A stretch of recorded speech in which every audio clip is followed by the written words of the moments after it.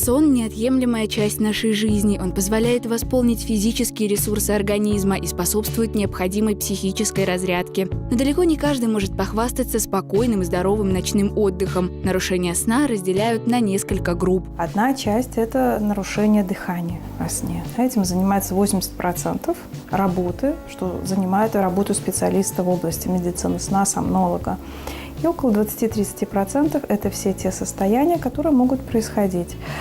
Большая группа – это парасомния, это снохождение, сноговорение, также пароксизмальное расстройство сна, которое так и классифицируется. Один из самых распространенных недугов – бессонница. Она не обошла стороной таких известных людей, как Уинстон Черчилль, Маргарет Тэтчер, Чарльз Диккенс, Наполеон и многих других. В народной медицине мед считается наиболее эффективным снотворным. Растворите его в воде и выпейте на ночь. Если нет аллергии на лавандовое масло, вдохните его перед сном. Это поможет крепко уснуть. Еще один ряд заболеваний – снохождение и сноговорение. Для того, чтобы предотвратить их, постелите на пол влажную тряпку. От прикосновения к ней лунатик сразу проснется. Если это проходит в течение какого-то времени, это достаточно безопасное явление, феномен парасомнии.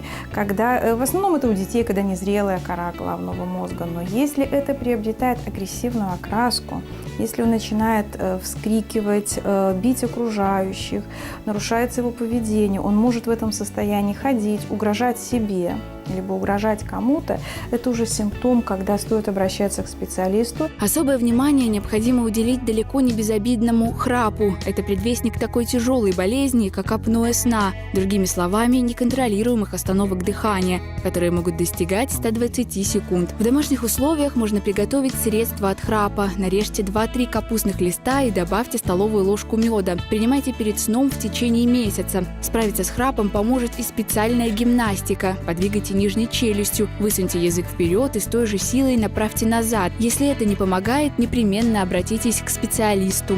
В Центре здорового сна широко используется уникальная диагностическая система – полисомнография. Пациент всю ночь находится со специальными датчиками, что позволяет максимально четко выявить нарушение сна. Идет насыщение крови кислородом, датчик храпа, который улавливает остановки дыхания, улавливает звуковой феномен храпа, интенсивность храпа. У Александра выявили синдром апноэ сна. Здесь на помощь приходит СИПАП-терапия. Она помогает создать положительное давление в верхних дыхательных путях, что позволяет глотке не смыкаться, и пациент чувствует себя значительно лучше. Так происходит подбор и титрация давления для пациентов с тяжелым апноэ. И теперь пациент происходит подбор, титрация терапевтического давления для того, чтобы потом его отпустить с этим аппаратом домой. Специалисты центра подарили счастье полноценного ночного отдыха не одной сотни людей. Это очень хороший центр.